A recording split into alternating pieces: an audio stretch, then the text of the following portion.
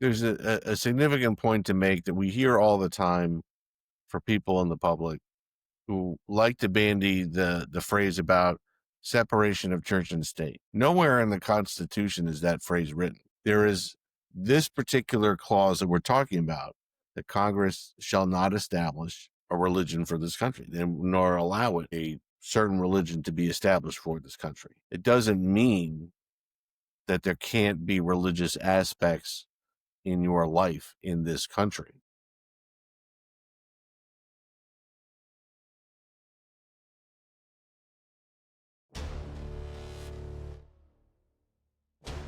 Welcome to the Republic Podcast, where history meets scrutiny and facts matter. Join Robin Liu as they dive deep into the foundations of American democracy, dissect the laws that shape our lives, and challenge the narratives behind today's headlines. From forgotten chapters in the U.S. history to the legal truths they didn't teach you in school. This is your front row seat to get informed, unapologetic conversation. We have an American republic, if we can keep it. Now, let's get started.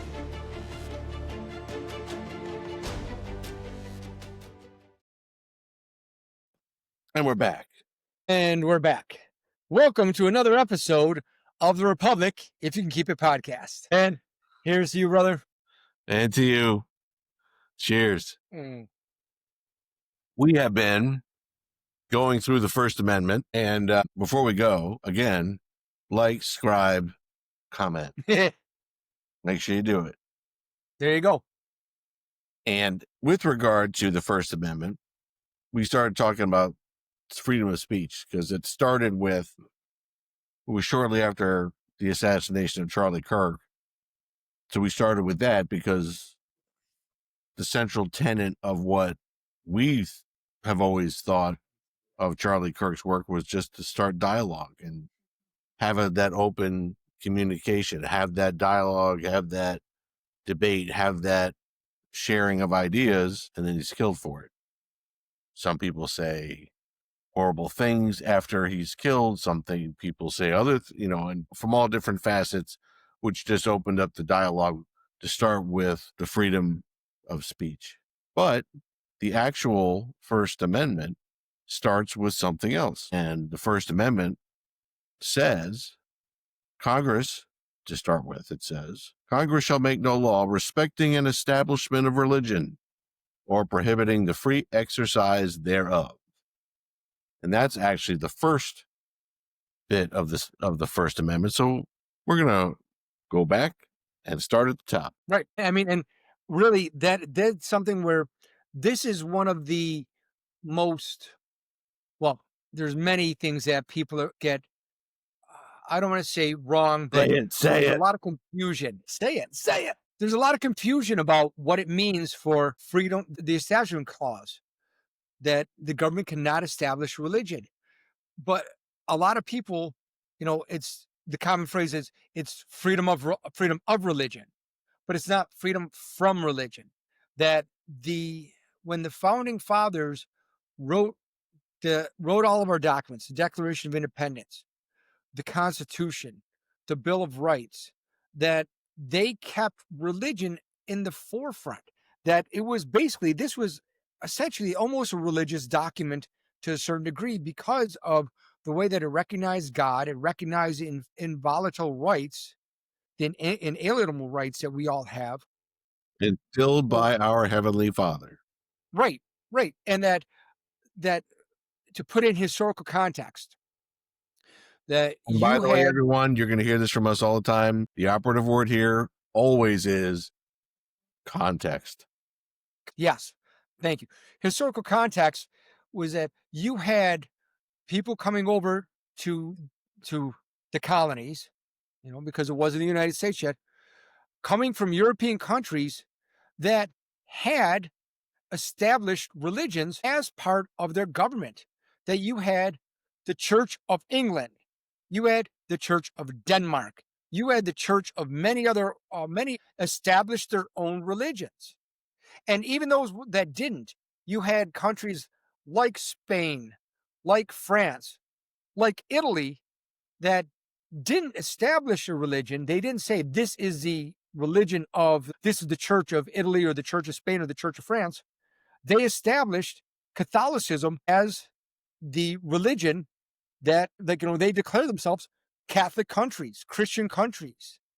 And, being a practicing Catholic myself, if you can't tell, I wore this appropriately for this episode, Well done. along with the flag behind me.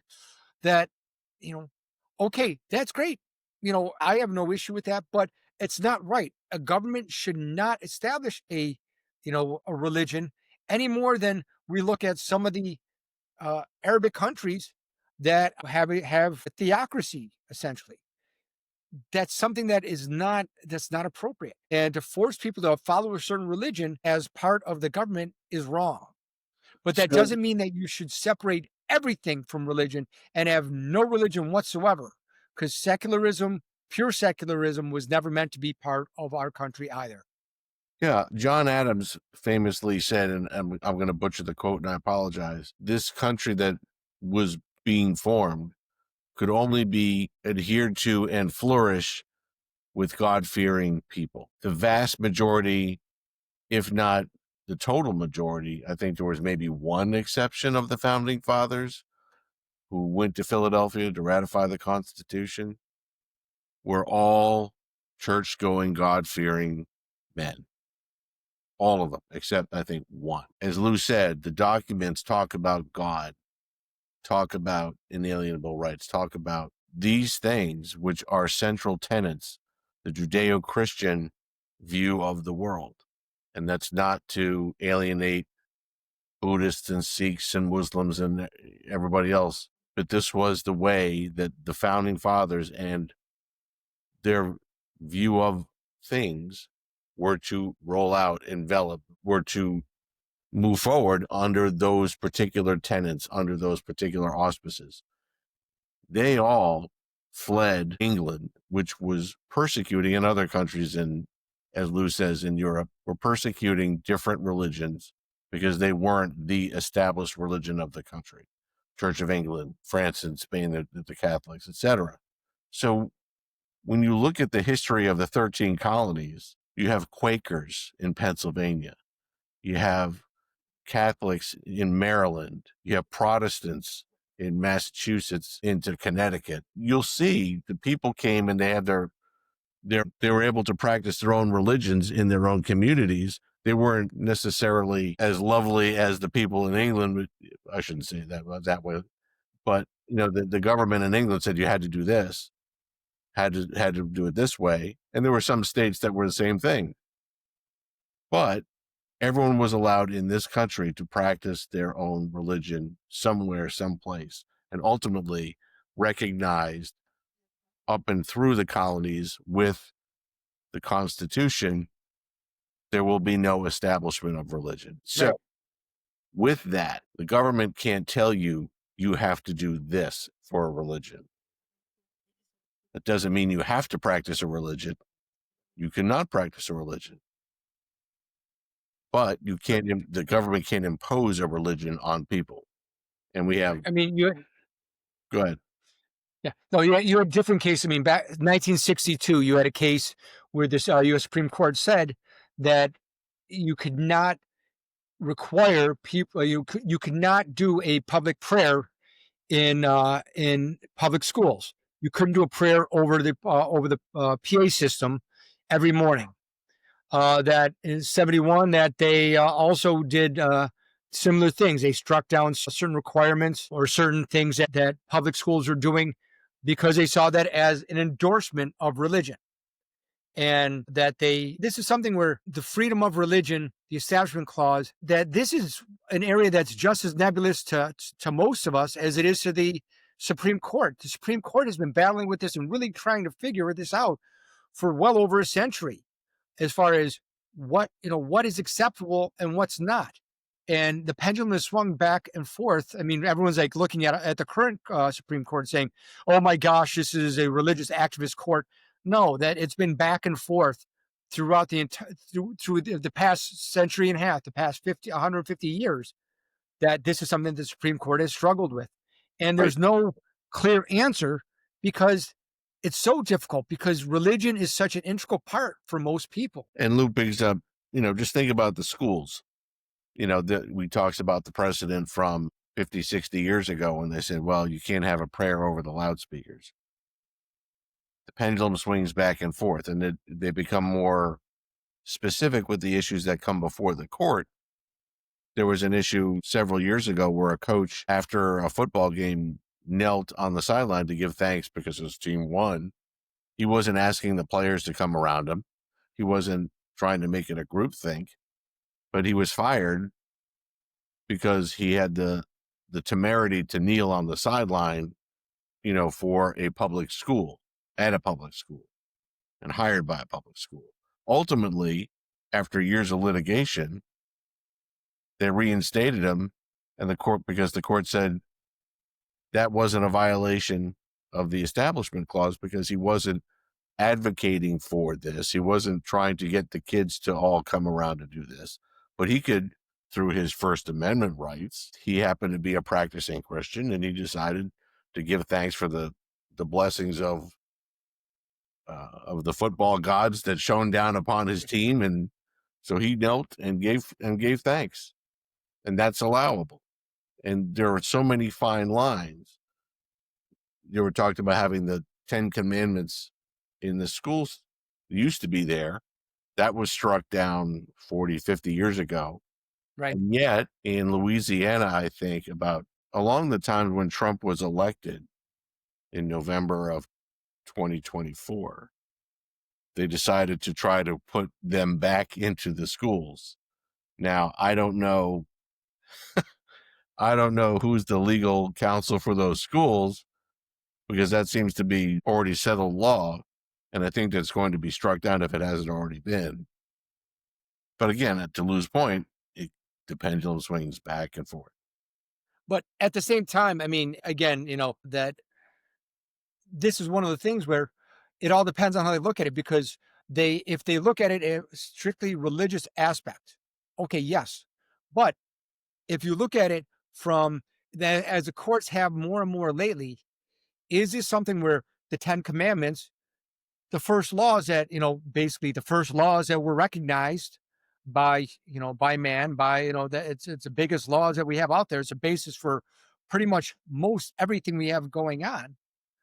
That the 10 Commandments are, more of historical, and the courts have been looking at it, and the way that they split the hair is they're saying, okay, yes, this is religious, but historically, this is something that has been significant. And so given the historical significance of this, we're going to allow the school, allow the legislature, allow whatever to go on. I mean, and so it's really like, it's more of a semantic argument. Well, going back to the case that Rob was talking about with the coach, the other thing that was a case that dealt with many different things.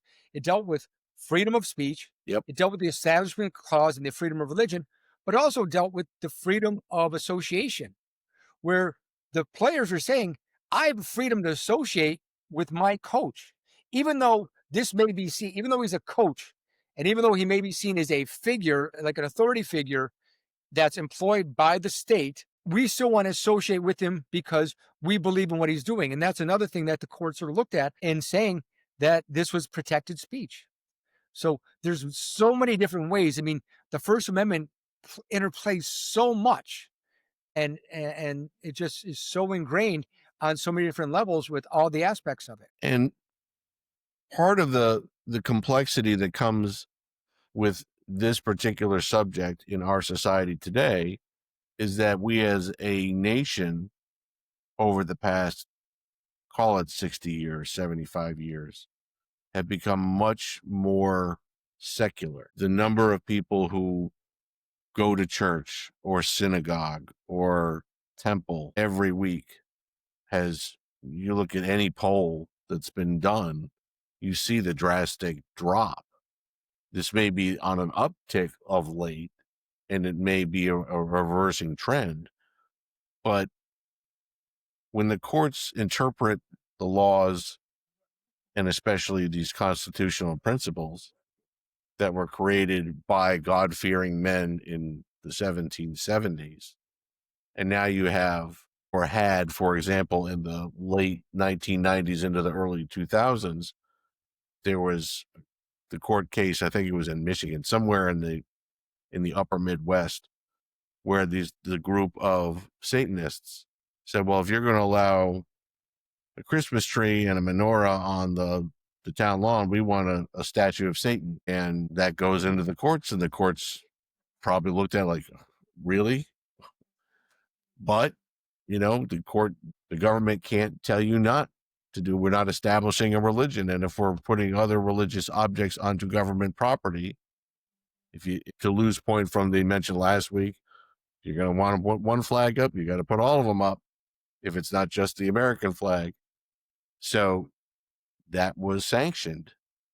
And there was a statue of, I don't know if that still goes on in that particular community or not, but I remember that particular case. So there's a difference of how you look at things through the lens of reality of today, but it's still, the reality of today is still seen through the lens of the Constitution. That is always the constant. And that's always how we're supposed to be measured by, not from the whims of the day, which change from decade to decade.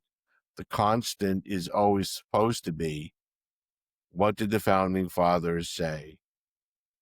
And how does that apply to our society? Right. I mean, and again, I've said it, you've heard me say it a bunch of times already, but the Establishment Clause does not prohibit religion. It restricts it, just like time, place restrictions, time, place, matter restrictions. The same thing with religion, that freedom of religion does not mean freedom from religion, and that the courts have actually recognized that certain things, even though they may have religious significance, also have other significance. Where you have what is it, the Brandenburg Cross?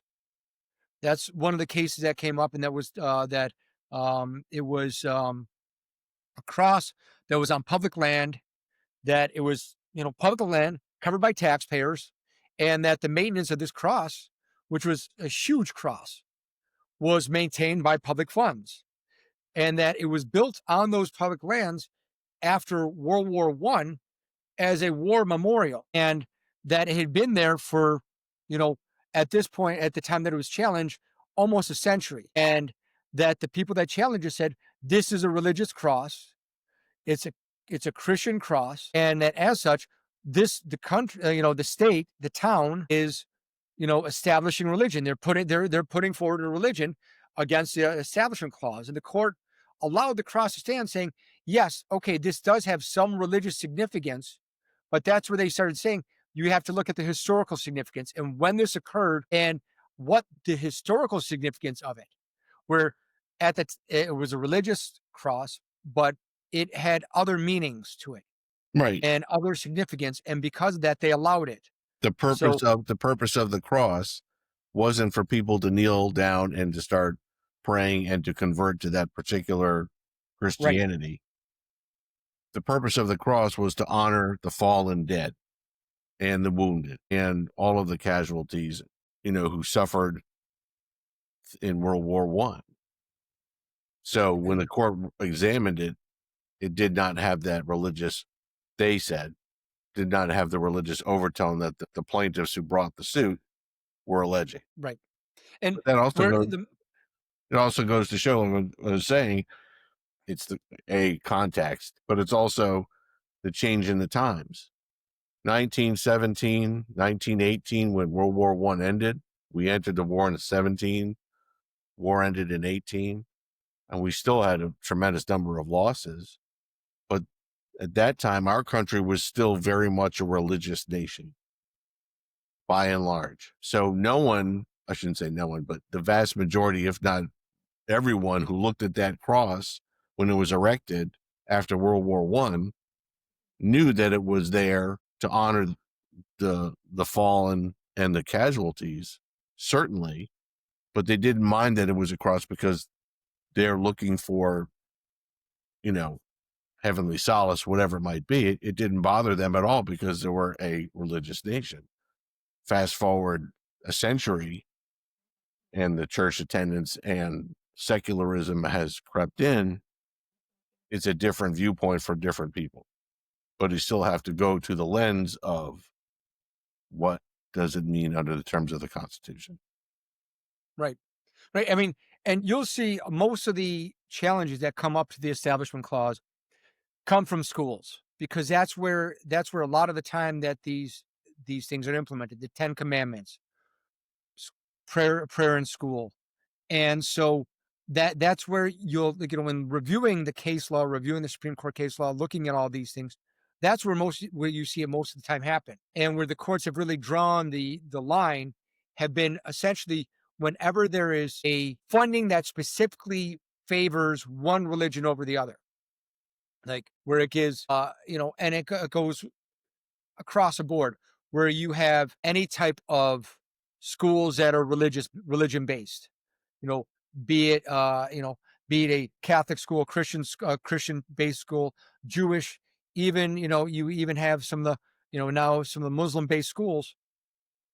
The courts are looking at that and they're saying, okay, yeah, no, we're not going to allow that because that's where the money is going directly to support this and like use this as a way of propagation of the faith. And so it's recognizing it's sort of refining it where it's saying, is this merely a ceremonial thing or is this a propagation of a religious belief?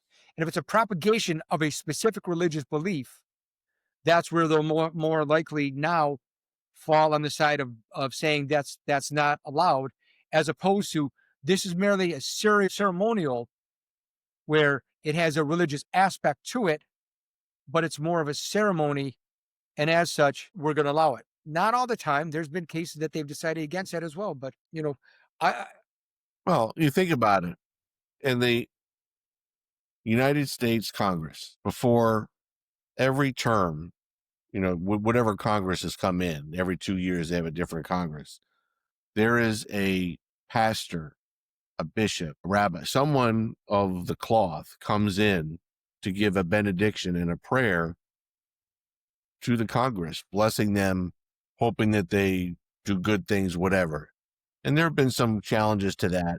But as Lou said, the context, you get to the context.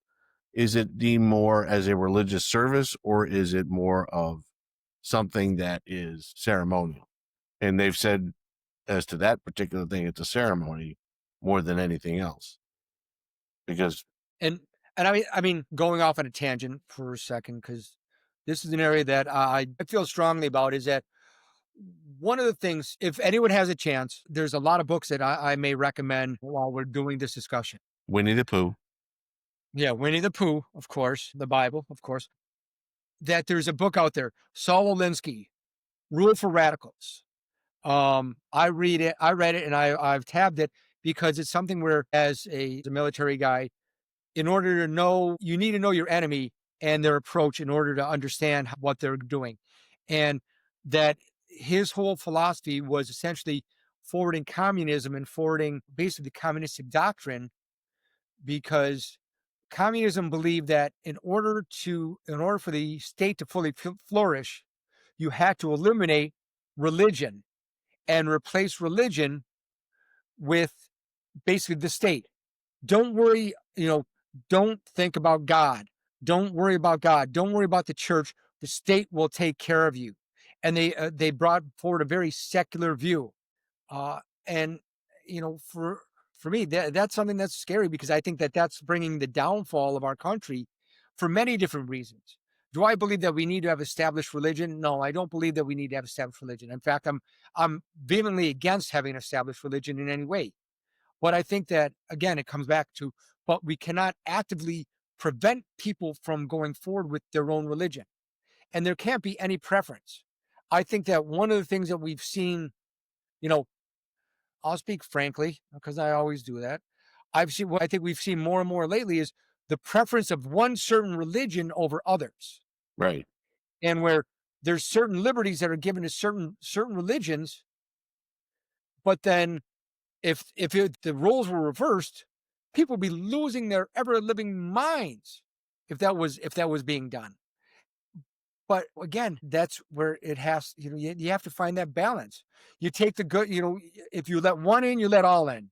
That's the whole purpose of the First Amendment. If you do one thing or do something for one, you have to allow it for all. So, but to chastise certain religions, but allow certain things for other religions. That's again where the Establishment Clause, I think, is very significant, and that's what sets it apart from other countries as well. Is where, to say that you can't set up a certain religion as it for the country, but you can't prevent people from doing their own religious exercises. And there's a significant point to make that we hear all the time for people in the public who like to bandy the phrase about separation of church and state. Nowhere in the Constitution is that phrase written. Right. So let's be clear about that. There is this particular clause that we're talking about, that Congress shall not establish a religion for this country, nor allow it a certain religion to be established for this country. It doesn't mean that there can't be religious aspects in your life in this country. And people, especially those who are much more secular, are fast to point out, I don't know exactly why always, but people get very, very, it's like going to a dinner party and all of a sudden someone starts talking about politics. It's like an atom bomb is dropped, and, or better yet, the analogy is someone pulls a pin on a grenade and rolls it into the room. It hasn't exploded yet, but everyone sees it and they start freaking out. It's the same thing with religion, and I don't understand it. And that doesn't mean I can't appreciate it. I have a very, very dear friend who I would say that he is much more, his wife is atheist. He's much more of an agnostic. Basically, he can't say yes or no that there might be a God, but he's completely against religion and all the tenet, da da da da da. And he gets very, very defensive when if there is a time when I bring up something about faith. And I don't bring up faith in conversations willy-nilly or just all the time, but if it comes up, he gets very defensive and I don't understand it. And he always says, there's a separation of church and state. And I say, well, first off, I'm not the state, and I'm not trying to put a church on you either. So for everyone out there, just to make everyone's clear, the Establishment Clause is not the separation of church and state. Remember the context. Context. They did not want to have the same that they knew of from Europe, where the government would tell you what you had to pray to, how to pray, when to pray, and where to pray. That's what the First Amendment talks about in the Establishment Clause. We're not going to do that. You can pray if you want. You can not pray if you want. You can be a Jew. You can be a Gentile. You can be a Muslim. You can be a Catholic. You can be a Protestant. You can be a Sikh. You can be a Buddhist, whatever. But the government is not going to say, you have to do this religion at this time, this way, and this place. Bingo. Mic drop. I mean, couldn't have said any better. It's like, Well, this like that pretty good then. scene from Old School. Working. You have a drink of water, and all of a sudden you go all Will Ferrell, like, what did I say? But yes, all that absolutely true. I mean, it's really what it comes down. That's the essence of the Establishment Clause. And in my view, in my personal view, the beauty of this country is in its people. And its people, we always talk about the melting pot. And in future episodes, we're going to talk about how we need to return to this being a melting pot and not just, various, separate little cubes here and there in an ice tray. The Establishment Clause enabled this country to be a melting pot. Whereas in other countries, especially in the past and even today, will make sure that you had to do it this way. We have every color under the sun as our citizens.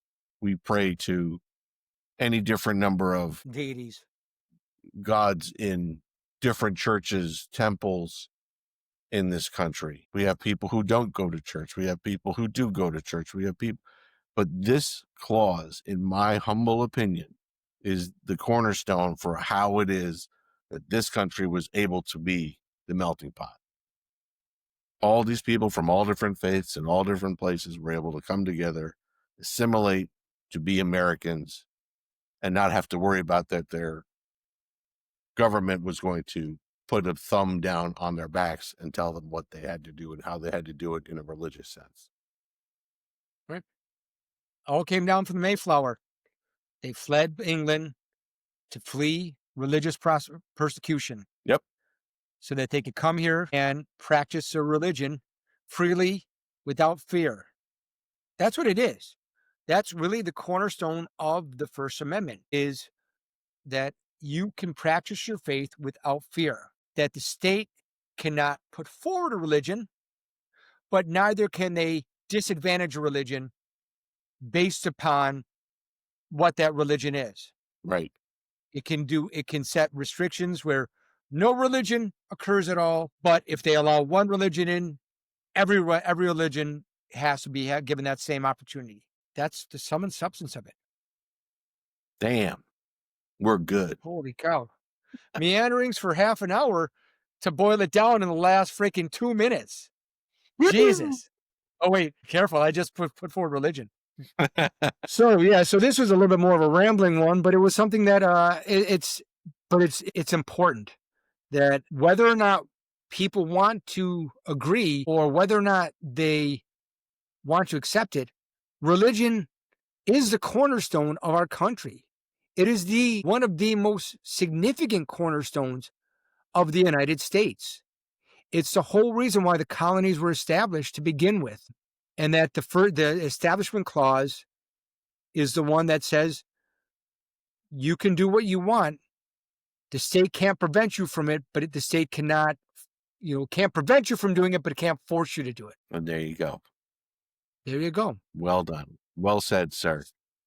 No, hey, even a blind squirrel gets a nut every once in a while. It's sometimes too. And on that note, I think that we've reached the end of our ramblings today. We appreciate you. Again, remember, as Rob said in the very beginning, like, share, subscribe, and comment. Let us know what you thought. Live it, love it, do it. No shirt, no shoes, no dice. And if you know what that is, then you're just as old as we are. In the comments.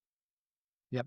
But thank you all for joining us today. Thank you for discussing this issue with us. Please let us know your thoughts. Please let us know your comments. We can always follow up on this because this is something where, again, it's a very difficult concept. Well, no, it's a very simple concept, but it's a very convoluted legal issue because of so many different reasons. And if there are questions that you have about the Establishment Clause, put them in the comments. We very well may do a follow-up video on the Establishment Clause based on the questions you have. Why does my kid go to school and I find out that there's a club for Catholics or Mormons or this or whatever? Is that a violative of it? Or my kid, was going to get a job at one of the government agencies and they made take an oath that said, I swear to God, da-da-da. Well, he doesn't believe in God, so why is that there? Why is it in the oath? Anything.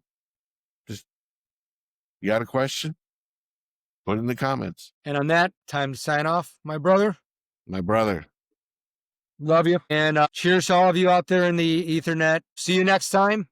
And until then, God bless. I said it. Wow, you did it. You did it. Nice. Later. Shut up and sit down. Thanks for listening to The Republic, If You Can Keep It podcast. Join Rob and Lou in our next episode as we continue our riveting discussions on the most important topics affecting our great republic. Drop a line for topics you want to discuss, and don't forget to like, subscribe, and share. Until next time.